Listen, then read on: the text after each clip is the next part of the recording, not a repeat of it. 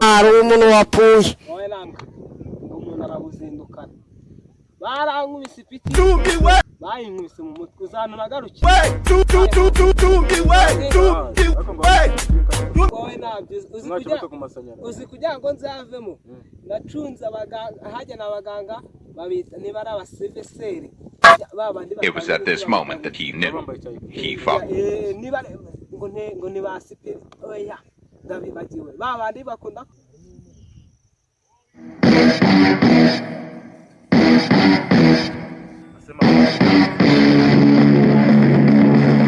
ukuntu bakita rampa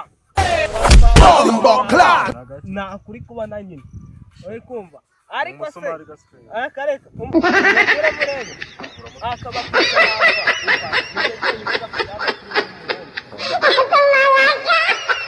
wakabonye akanika bikumva akamika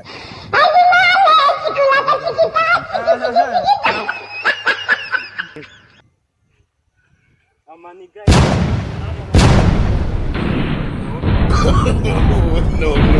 no.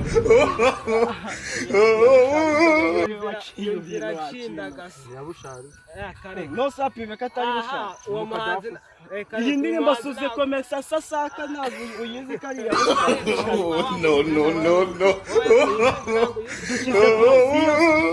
Amana badutubura wo muhanzi nangere bushaka ariko se nkubwize kiburo nawe uracyakana uyu bamwita ariko se wowe uba mu baturage uyu nagari Christopher reka warabyiba ese wabimenye utufite imfundi kwagira ngo ni imitumba ya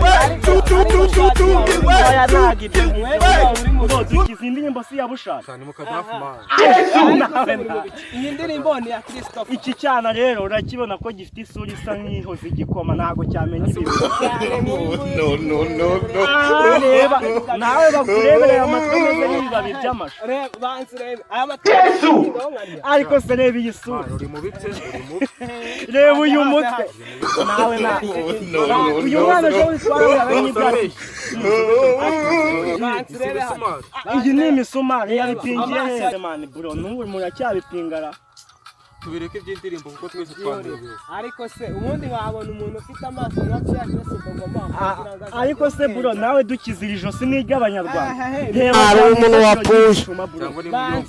nawe ndebe iyi niga ejo bundi ngiye yaranyibwira ati nandwo yuzuye ifite usibye umutwe umeze nk'akazi yesi ndagara wansire uyu mutwe urabona uyu mutwe ari kandi nawe uba wabishonya ariko urabona nyobezwa n'ukuntu namborana nk'imbwa nk'izi reba ko It was at this moment that he knew. He fought. Watermelon sara yobewe iyi niga umuntu cyangwa kareka nihaza cya kintu kiza do Oya ngewe umva rebera kugutankora osha kugutankora noneho reba amenyo yagira nikirida oya iyi nige mpamvu yira nawe bakabishikirida amenyo atabyibuze wa muretse reba umunwa reba kuba kwajyango ningoni ya reba umunwa reba isura wajya mu muka none nagomya kugumana n'imbwa nk'iyitajya yemereye bwakira rata ncira nubwo nawe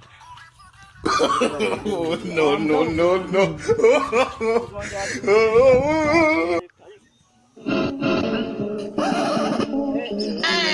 Iyo agiye kwiba igitoki no kwikatira hejuru no kugikata nk'uko mubizi ni Inkuba TV nkaba mbashishikariza gukora subscribe, like, comment, share. Ciao.